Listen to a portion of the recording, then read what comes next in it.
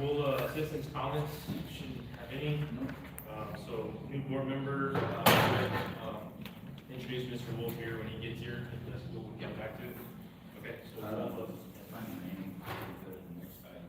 I'd like to have a moment of silence for team members who lost his 18-year-old daughter over the weekend to some sort of vehicular accident, and he's going to be out for a little bit. So if I may ask for a moment of silence.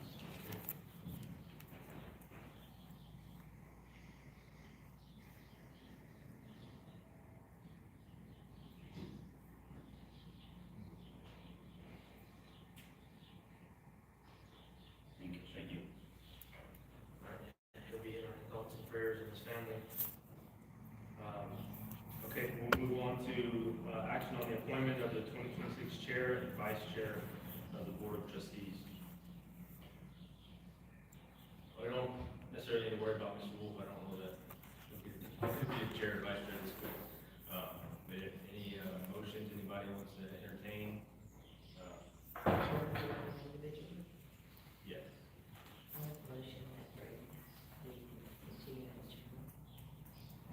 So, motion and a second. All those in favor? You keep Braden as the chairman. Thank you. All those in favor? 4-0 if I can vote. All right, we'll move to vice chair. It's been Ms. Madero as of this last year. But any motions are here? Motion to keep Ms. Madero as the vice chair. Motion by Mr. Hubbard, second by the mayor.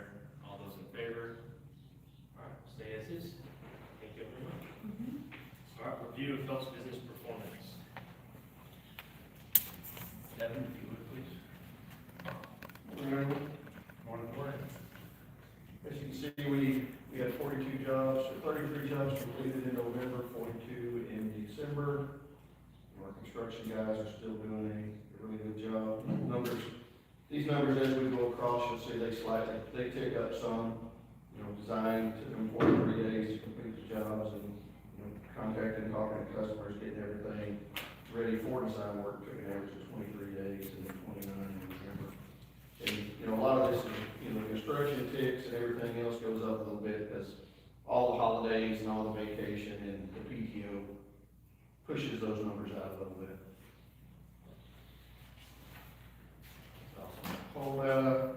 You see we have about 619 pending design.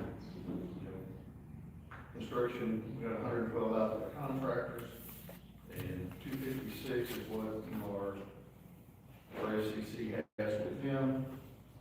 And we were gearing up, we started another chain crew in the middle of this month to bolster our numbers a little bit so we can get this completed. Osmos has already is quoting us 4,600 calls to test in June, tentatively, pending their schedule. And we'll just move right along with that. Go to our pole replacements. We had 73 completed in November, 53 completed in December. Those numbers are going down. I attribute a lot of that to the holidays, and those guys have lives too, so they take some PTO and stuff during the end of the year. Anybody got any questions? Question on, so last year, that's from last year, right? We did the 1365? 1365 is what's been released to construction. Oh, We've completed right around 900.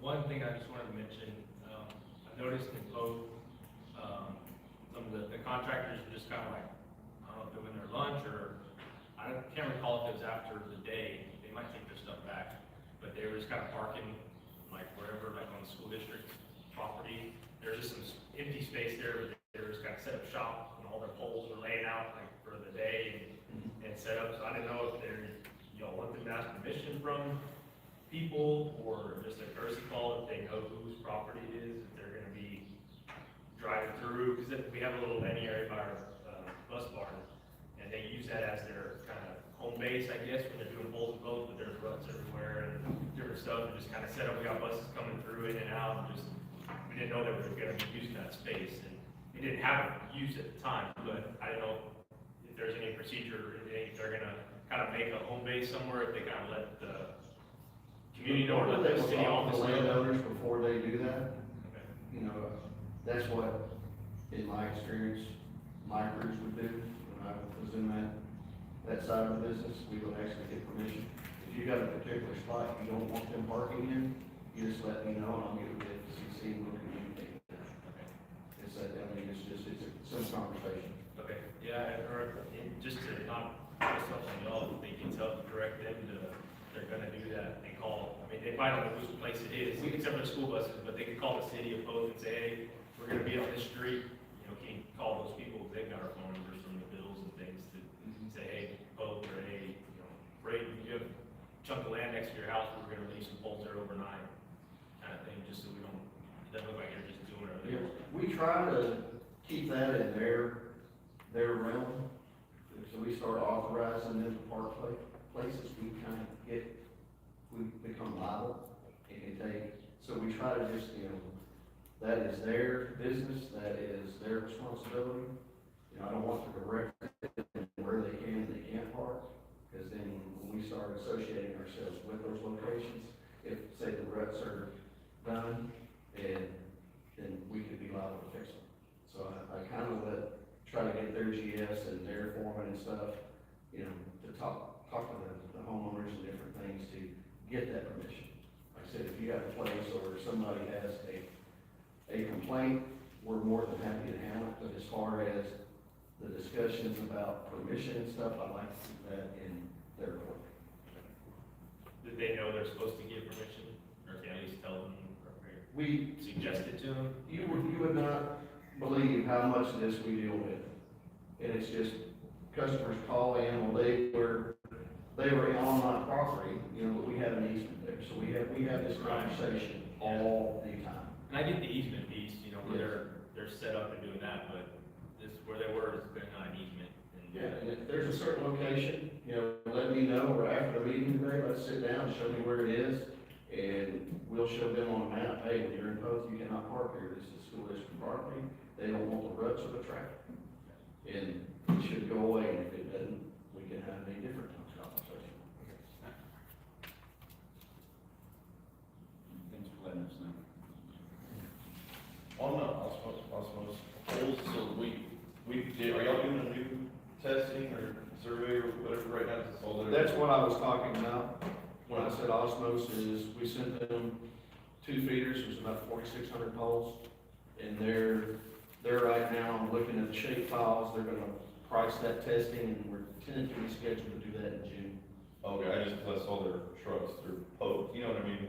Yeah, we haven't done anything with them yet, we're just in the initial talking stages right now. Oh, I sent them the shape files of the 2 feeders we want to test this year. And, you know, we roughly have 40,000 poles on our system. So if we test between 4,000 and 5,000 a year, we will keep under the 10-year rotation. And then some. So that's just, you know, we caught up a couple years ago. This last year, we really didn't have any that we needed to do. We had so many failures. We took a breath, and now this year, we're gonna go in, and every year we'll do 4,500 to 5,000 holes. But that's tentatively scheduled for June, pending the testing might happen sooner, but I need to get it done at least in June, so I can start getting that stuff designed, and as soon as we're done with this, which that should be about the time frame, August, September, so we should wrap this construction up. We'll have this year's testing just to roll the guys right into. Since we have that resource here, we want to keep that workflow going, because as soon as they leave, it's hard to get them back. So that's the goal, is August, September, right now? I think, you know, if we can get back to 100, 120 a month, we got about 900 left, so August, September, you know, give or take, depending on what else we have that the chain crews do. we got total release construction 1365, so 1,900 left to do, all said and done, No, for pending design and. you know, I don't have the completions in here. We took that, it was just 2 much, but there's, right now, we have about 900 that have been completed. Out of the 1,800, we're about 50% done. So if we hit 100 a month, we're gonna be done around August or September. And like I said, we started another chain crew in the middle of this month to bolster those numbers.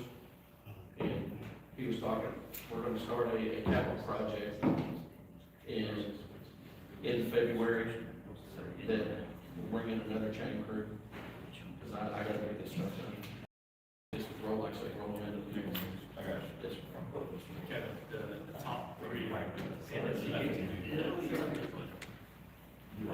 this includes, like, they may have already done 1,300 of the 1,365. These are the top ones are your 900 today. Oh. Gotcha. We had about 18 to 1,900 total out of the poles we tested, and 1,365 plus 619 is what the total is. Yes. And we had that number up there forever, and it got low, so we took that slide out. But we do have, on you go to the pole replacements, total complete 997, that's at the very bottom. That sheet there. Yes. Right at the bottom, total complete is 997. So we're just a little over halfway done. And if we do 100 a month, we should be done right around August or September. That's the way it's trending. We can get someone in here and it does. It's a moving target. Yes, sir. No, I understand, just, so. That's what's, that's what's been released to the contractors. Good.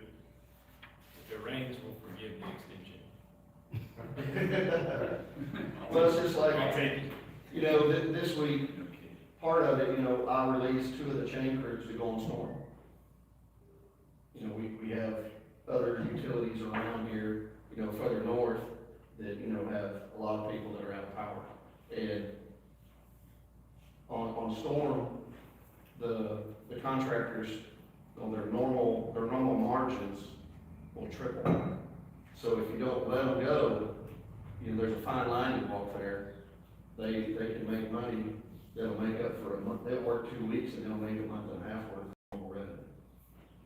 And they're gonna be gone probably this week and probably back next week sometime. That's just, and you scratch their back, they scratch yours.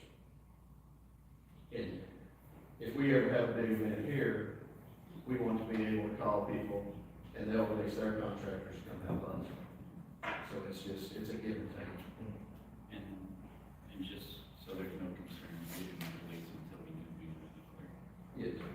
I had until Friday morning. Yeah, Devin and I were close contact on that.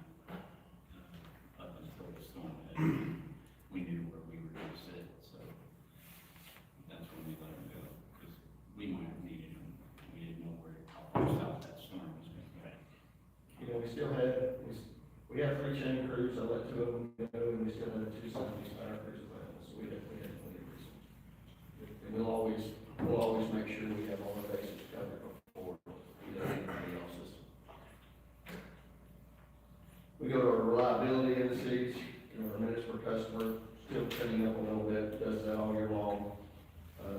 Our interruptions per customer, it's the same story.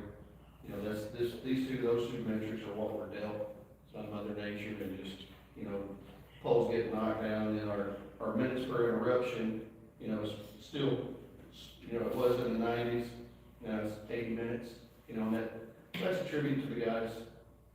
They get a call in the middle of the night, they're out quick, and they're getting things turned back on as fast as they can, as efficiently as possible. And I was glad to see that continuing to trend downward through the year. So ending at 80.64 for the year is very good. Knowing, you gotta call them, wake them up, and physically wake up, get the vehicle, drive to the outage, and identify the outage and then go. So from a executive side, I was very happy with how that number was trending and how it ended. And you can see we've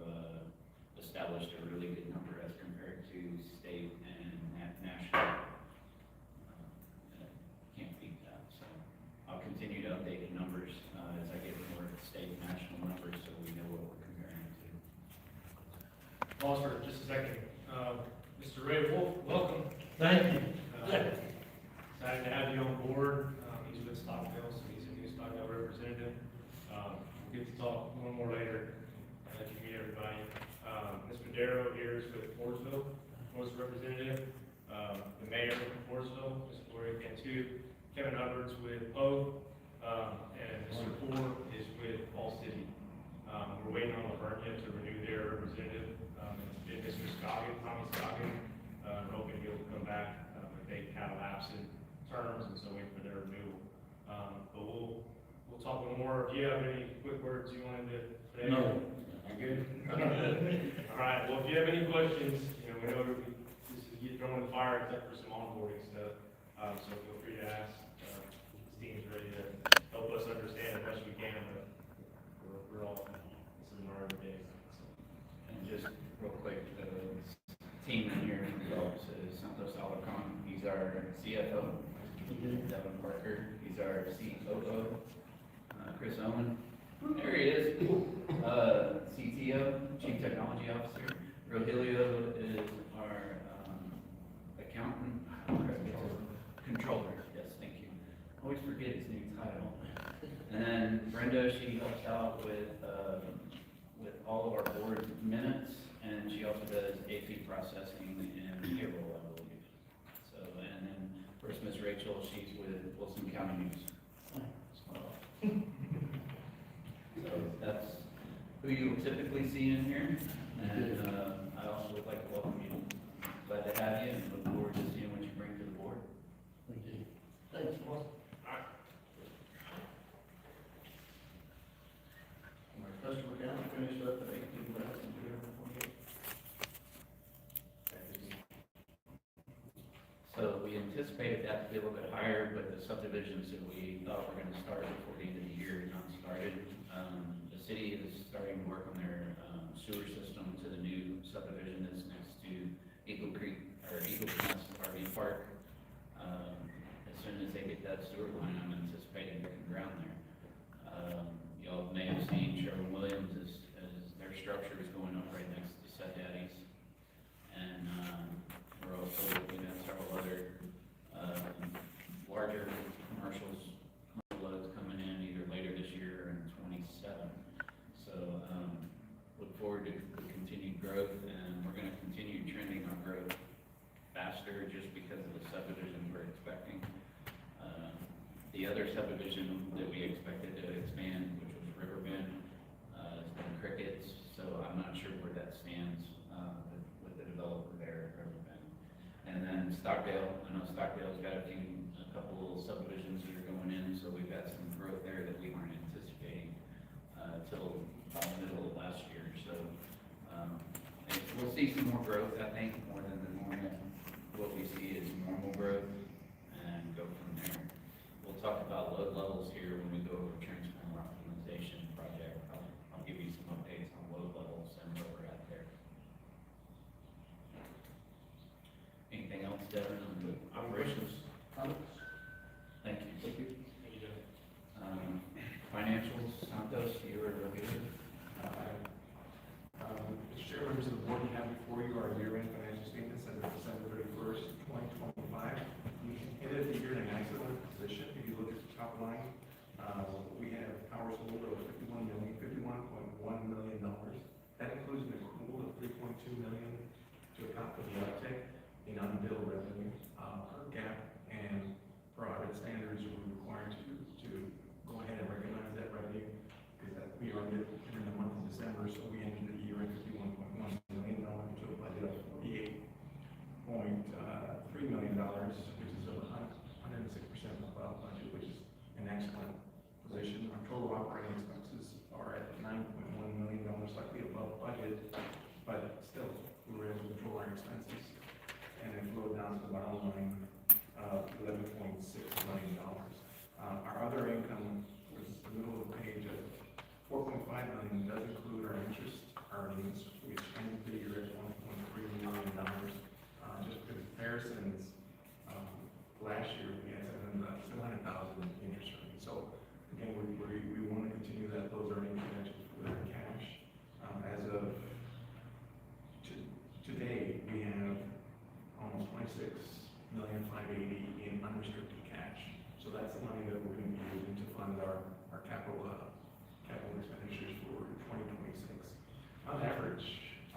our operations for a year dropped in almost $19 million in our cash flows, $19 million. So, in essence, that even though we do expend that money on our capital side, it'll be replenished on a consistent basis throughout the year. Depending on the timing of some of our larger projects in 2026, we may recommend floating some bonds in 2027, sort of ease the cash outflows in that nature. But again, we'll be meeting with our financial advisors and Mr. Ramsey, looking at our rate structures and see how it all pans out. But right now, excellent position, $26,580,000 in unrestricted cash. Gas on average, the cost of gas on average in December was a little bit over $5, and it peaked in January at $7. So expect those charges to be reflected within our financial statements in January, February, as we catch up those costs and pay those costs. Any questions on the financial statements? So you said you accrued, $3.2 million in unbilled revenue. so that's new, right? In the past, we have not accrued. That's correct, but we got dinged, last year as an audit, we weren't accruing that. So this year, we rolled up all those recommendations and all those findings, and we hit it at the end of December, so hopefully we clear those, and, recommendations this year, and we'll see how it goes. Yeah, no, I like this better, but we're always told we don't approve, so it's kind of confusing. Yeah, so the 51 million will be reflected within our audit, so you should see it, pretty close, unless there's other adjustments up or down, as we complete the audit. The auditors will be here February the 9th, to start their field work.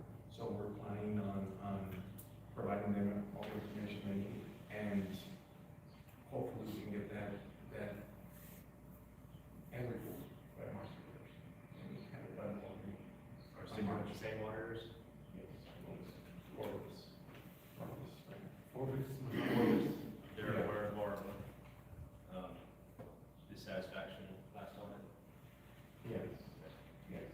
So, we'll see how it goes. And again, being that this is my first year, completely dealing with the auditors, it's probably best to keep them warm, and then if we have any issues this year, then we could recommend to go out for bids. It's not a complicated one, so. Any questions? Thanks.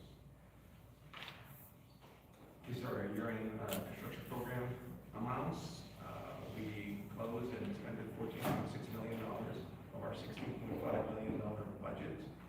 So that means we have a $1.9 million possible, haven't decided yet if we're going to roll that over. I know that we created our 2026 construction budget with some of these same projects in mind, since, so depending on what we see going into 2026, we may possibly bring this money back to reallocate that to a project that we didn't anticipate.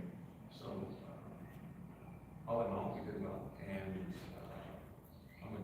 half of the 14 million was bond money. Any bond money that's available for 2026 will be expended by June. Right? Yes. Yeah. So we'll expend the entire year for 2022 bond.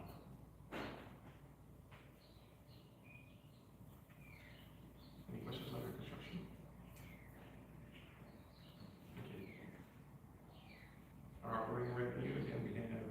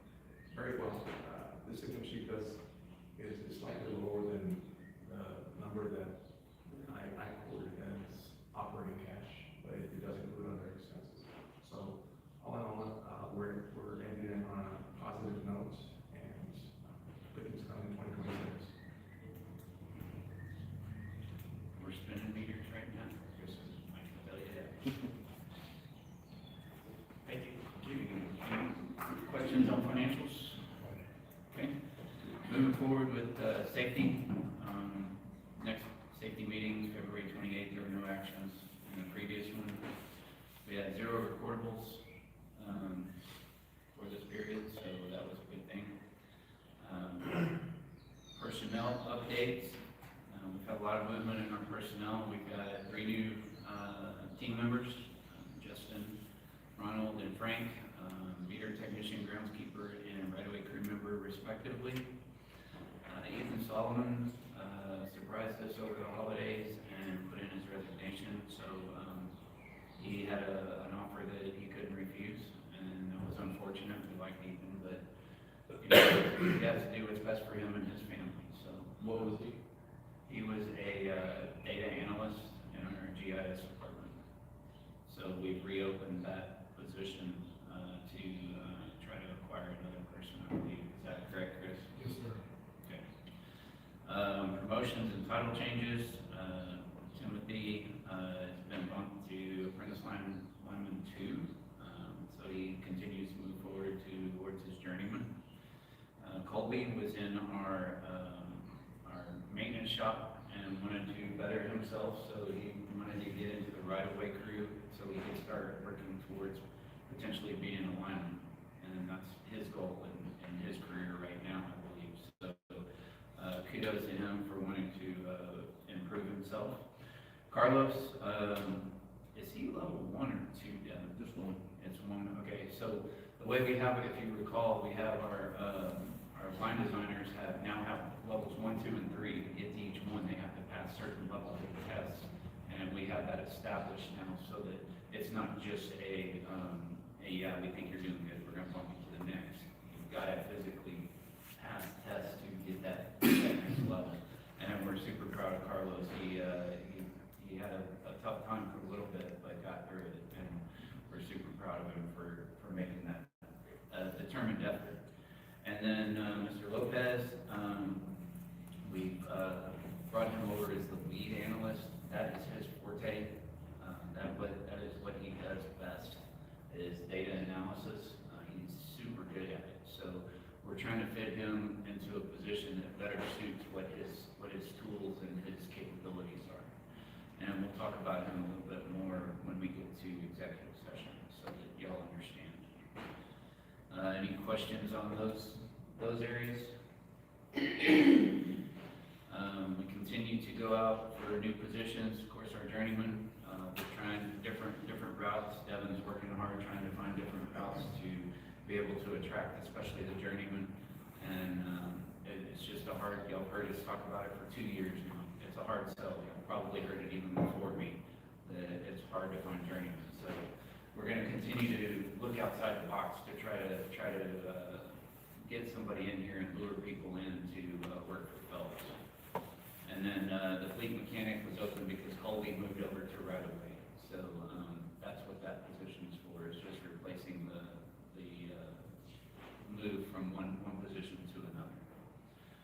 And then we have our other positions. They're still working on, I believe, job descriptions, and there's a couple other positions I believe we're still going out for. I think Chris is working on some. I think Devin's got one more that we're working on. Warehouse will go out soon. Yeah. So we've got the warehouse, and then Chris has his, We already acquired the this IT support specialist. okay, He starts, February 9th. He passed all his background checks and stuff like that. So Okay. we just have to get through. well, that's another update on the new hire that we'll have coming in that was approved by the board last year, so.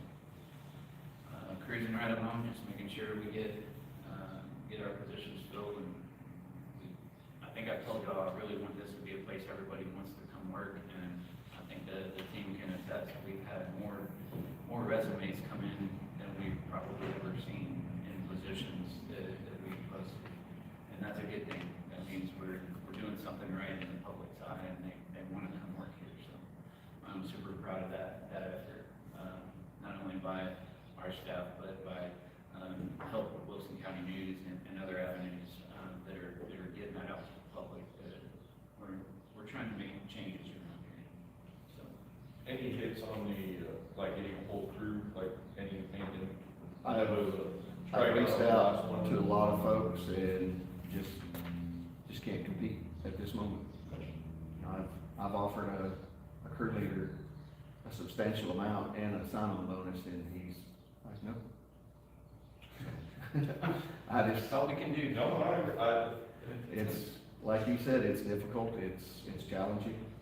You know, AEP and their pole replacement project they have down there, you know, they're a very large utility, and their contractors are, their farmer are making $54 an hour, and they're getting $100 a day per diem. So it's hard for us to compete in that realm. We have to find somebody that wants to slow down and have a more work-life balance, and come and work somewhere 8 hours a day, and then go home and not rely on their overtime. And that's, you know, those guys are working 50-hour weeks too, so it's a little different. You have to find the right person that wants to come to this scenario and finish his career, or this is what he wants. Curiosity, what is our, HDC, I'm gonna do that, but percentage, I guess, difference from what they're paying to what we do for a crew, you know what I mean? We're about $4 an hour shy on our foreman, Okay. so that our top foreman makes about 50, right around there. So that's where we're at. And our journeyman linemen, they run about the same, about $4 shy. You know, and it just stair steps down from there. Just simple math, $8,000 to $10,000. No, difference, and just curious. yeah, no, and it's a valid question, and that's the challenge Devin and I have right now, is trying to find that balance between what we believe we can do here at Phillips and what we can do to bring somebody in. Yeah, I've been working with Bella, our social media manager. We're working on some Facebook stuff to put out there that will tout, you know, our 14 days of, you know, paid holidays, things like that they don't see, that you don't see when you just see the job posting. We can get some information out there. You know, we still have a defined pension here. That should sell. You know, people that don't want to, you know, won't rely on the 401k, you get a defined pension. You know, that's a big plus. There's things that we can advertise and put out there that haven't been put out historically, that I think, you know, we'll have some weight. And I'm working with her to have her identify some different places where, you know, different hashtags and stuff to put out when we post this stuff. And LinkedIn, we started using them, and we've got probably, you know, 6 applications right now for journeyman linemen. But when they put in through LinkedIn, and then they go to our application, and then their expected rate of pay is $50 to $55 an hour for a journeyman. And we're just, like I said, we're not there. And when we communicate what we're gonna pay, that's when we don't hear from them. So it's. Do you still reach out to them though? Yes. Just let them know? Yeah, we communicate, you know, a lot of these guys, they're from, you know, they don't live right here. You know, one of the guys applied, I think he's in Mississippi. And before, you know, we spend the time to, you know, fly him here for an interview or anything like that, or have him drive, you know, we're gonna make sure he knows exactly what we can offer before we make that commitment, because that would be an expense for us. So all these communications are ongoing, and we're just not getting anybody that's that interested yet. Maybe you need to tout the excellent board members that you have.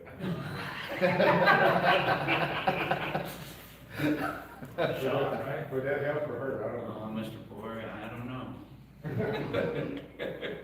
They were very accommodating and easy to work with. You know, and, you know, it's a difficult thing. It's hard, I know. You know, my previous life, I spent a lot of time as a contractor, and one of the reasons I wanted to come back into this area was just, you know, the ethics and the morality of some of the contractors fighting for that limited resource. You know, they're paying per diem to folks that they're sleeping in their own bed at night. Yeah. And how do you compete with that? Yeah. How do we compare to like, Carnes, Electric, and like, Our pay is very similar, but our health insurance is where we don't compete. You know, Carnes pays for all of it. And that's where we don't compete. But we have picked up an apprentice and a couple others off of Carnes here lately.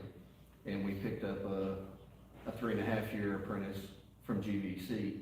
So we are seeing where we can get those people, but it's not all the time. It's just, there's, you know, people do move around Yeah. and they become disgruntled or they don't like the scenarios, they look for something else. And we can get those guys because they're here local.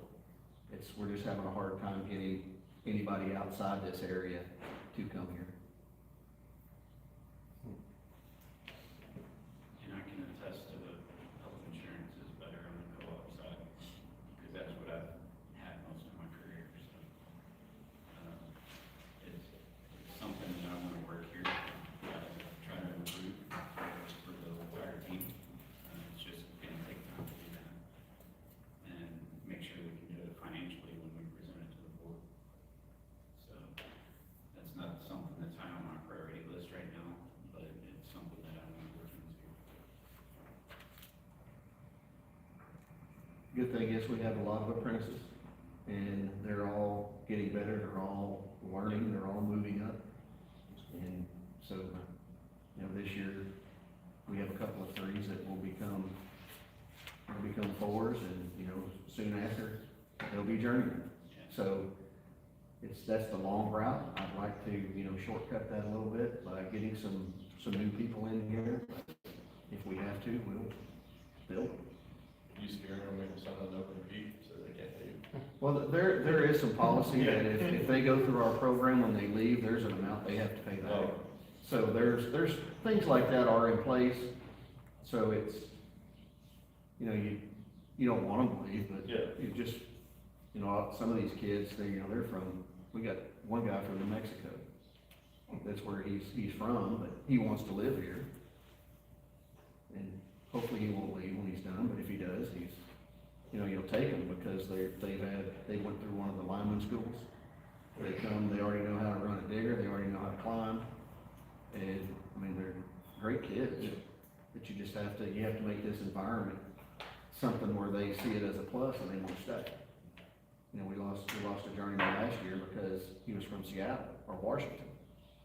And his wife, they had a baby and they wanted to be near family, they were down there by themselves. So that's why he relocated and went back. That's just, life happens. All right, any other questions on personnel? Okay, thanks for all the discussions, appreciate it. Update on projects.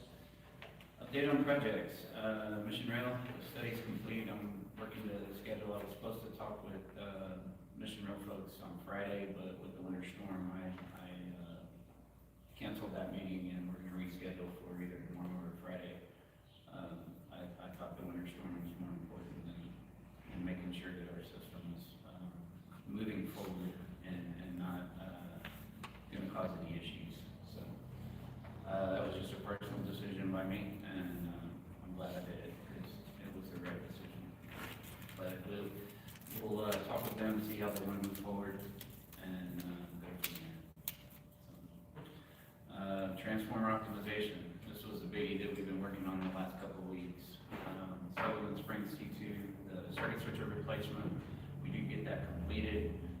We got the station operational on Friday, and over the weekend, we had an alarm go off on the circuit switcher that we weren't expecting. It was a low SF6 gas alarm. It was just an alarm point that was not set right within the device.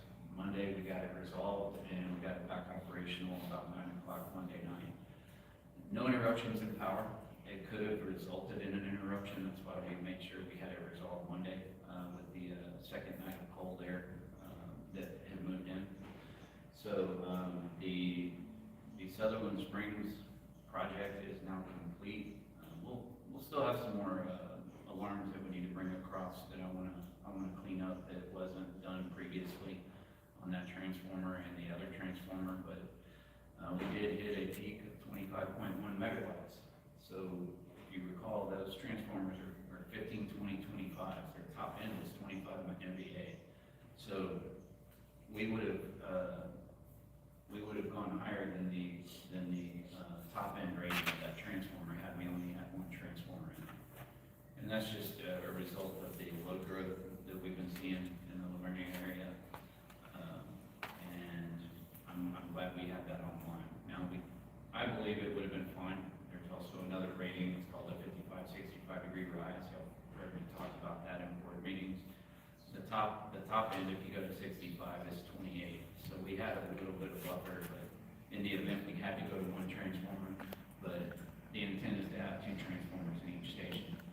So, you'll hear a similar discussion here on the Eagle Creek. We did get that finalized last week. We got it energized. We got it operational on Friday as well prior to the winter storm hitting, and made sure that we were able to start the load using both transformers. As you see on the data, we've got the 40.5 megawatts, and the top end on those transformers are 40. So we would have exceeded the top end of the 55 degree rise rating of the transformer. Again, same principle. There is a 65 degree rise, and I think it's 44 megawatts. So we would have been able to, if we were within the buffer for the short duration over the max of the 55. So one last thing on Sutherland. The reason it took so long to get Sutherland up and running is because we continued to have problems even with the new circuit switcher. When they were testing and putting the circuit switcher in service, there was a check valve that actually failed. I think I mentioned that to y'all in the board meeting in November or December. We finally got that replacement part, and so instead of rushing people through the holidays and there were no winter weather events coming through, I waited till after the weather event to get that operational so that everybody wasn't trying to scramble during the holiday seasons and taking their vacations and their holiday time. We did hit a station, system peak, last year. We had 114.1 megawatts. This year we have 117.1. That's about a 3% increase or so. So that's a good, healthy growth rate over a year. A little bit more than what we've typically seen of 1.5% to 2%. And if you recall in the forecasting, I've been pushing that forecast a lot harder because I see that the loads growing quicker than what we've historically seen. The non-coincident peak you see there, we were at 119 last year, non-coincident. What non-coincident means is if you sum up all of the transformer peaks, each transformer is going to peak at a different time than a summation peak, okay? So if you sum up all of the peaks of each transformer, you'll get something that's higher than what the system peak is at any given moment. So what that's a reflection of is just showing you that each transformer has a little bit higher peak than what the summation peak is. So 121.6, again, both those numbers are new system peaks, and just continues to show that we're growing. And it shows that we need to continue improving the system with the upgrades that we've been proposing. So, any questions on that? Chairman, want to go to approvals? Thank you. We'll move on to approval of doing possible action on the minutes of the meeting held December 10th, 2025.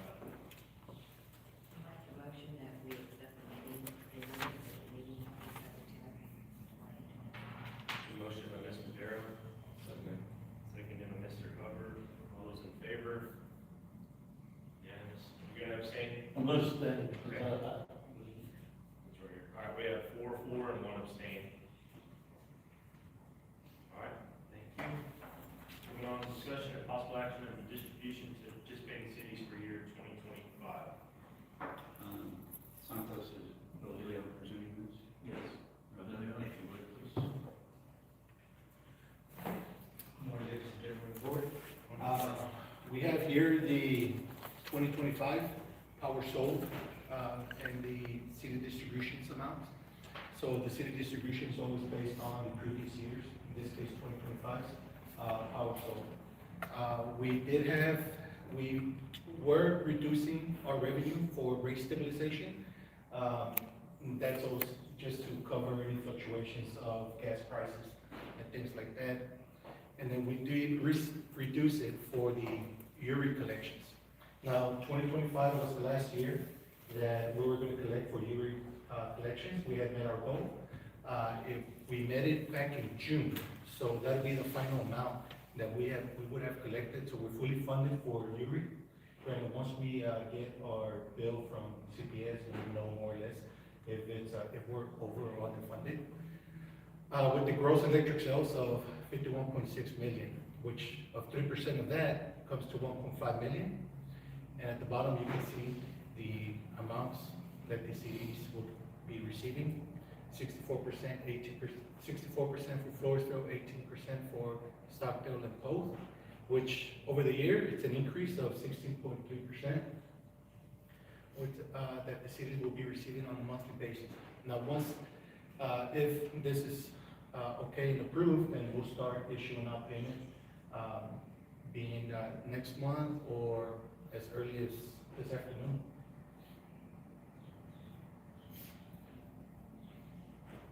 Any questions? Mr. Walsh, just so you know, URI, we had to collect it, I don't know if you're familiar. That was for the trees. Yes, sir. Yeah, so we have like 21 million that we've collected total that we have in reserve for payment of that. And we'll actually go over, the next action item is the CPS URI lawsuit. So we'll go over that here in a minute.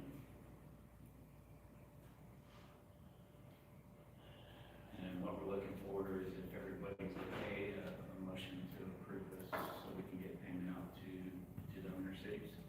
So, I know you'll probably answer this, but it's just a once a year, this topic, so I forget, but, is there any projections given to them?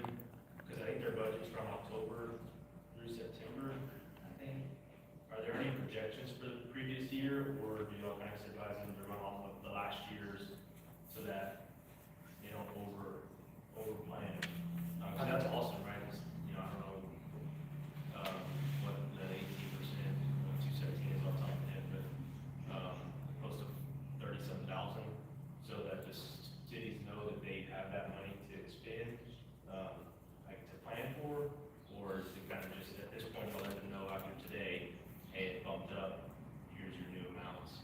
Because it's early during the budget season for Phelps, we did advise the cities to go with the current amounts, just to be on the safe side. And then once we presented these new amounts to the boards, then we'll reflect that to the cities, we'll inform them of the new amounts. So then they can make the adjustments based on what they've done in the past.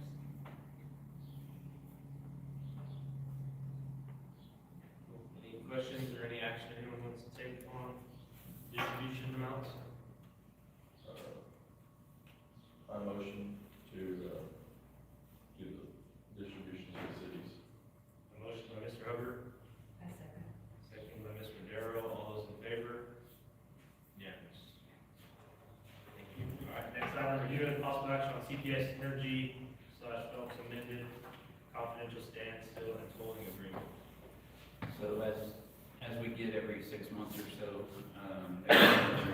for a extension on the agreement for their reimbursement based on the lawsuits that are going on. There's one in Bear County, there's one in Harris County.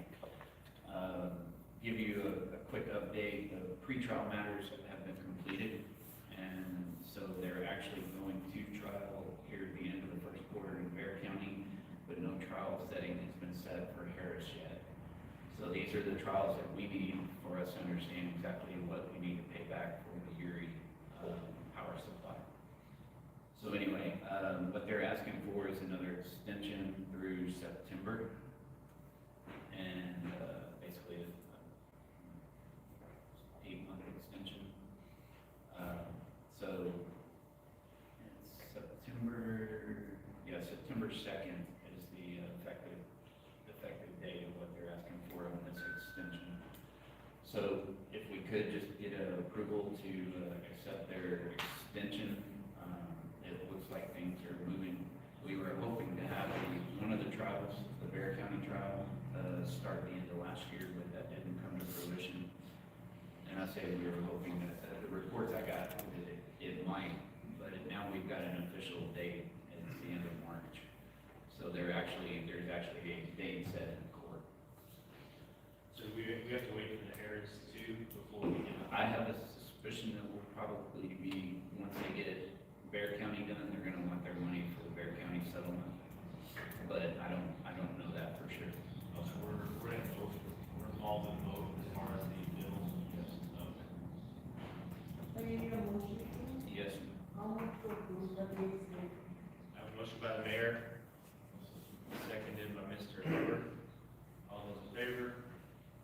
Yes. All right, review and possible action on remaining fourth quarter investment report.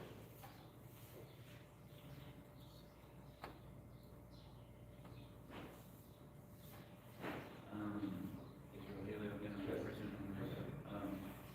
Let me see if I can get this to come on.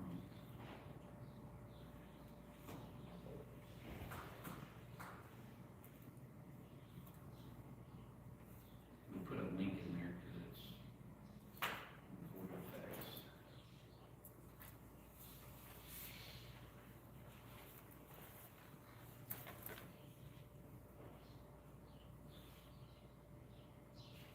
There it is.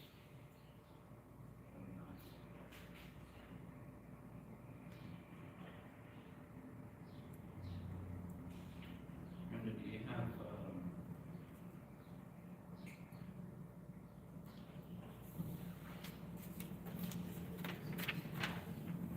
have, do you have pronounced these at all? I'll get them up. I got it. Here we go. Sorry.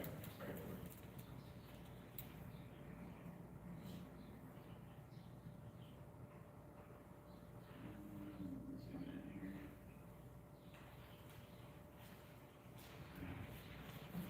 Rogelio, if you would do these ones,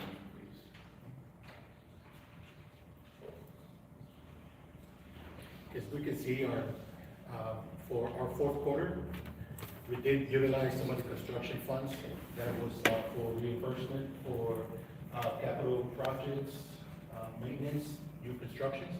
It was 1.8 that was reduced, and it was transferred over to the general operating fund. So we ended up in a positive number there of $821,461 on the restricted funds. We continue to see a slight growth just for customer utility deposits, which we have to keep funding.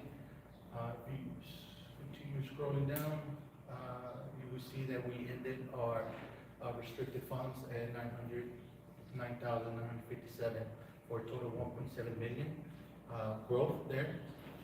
Now, for the restricted funds, we do have the Perry Bond Retirement P&I. That is the collection for the principal and interest, and usually you'll always see that that account always fluctuate up and down, being that when the interest and principals are due for the bonds. So that we're showing that we're growing the investment there in order for the interest coming in February.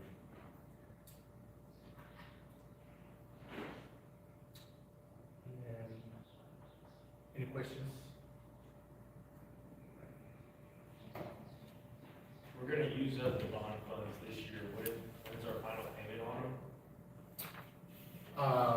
We currently have 1.2, and those are mainly invested in CDs that we should be maturing by April. And we should be utilizing, as they mature, we'll be utilizing those investments into our general fund for any capital improvements and new constructions. Our final payment for the bonds, well, we make an interest payment in February, and then we make a principal and interest payment in August. We still have the bonds 2022s, those are expected, final payment is 2045. How much was the principal, like the bottom amount that we issued 2022? That was just over 13.2 million.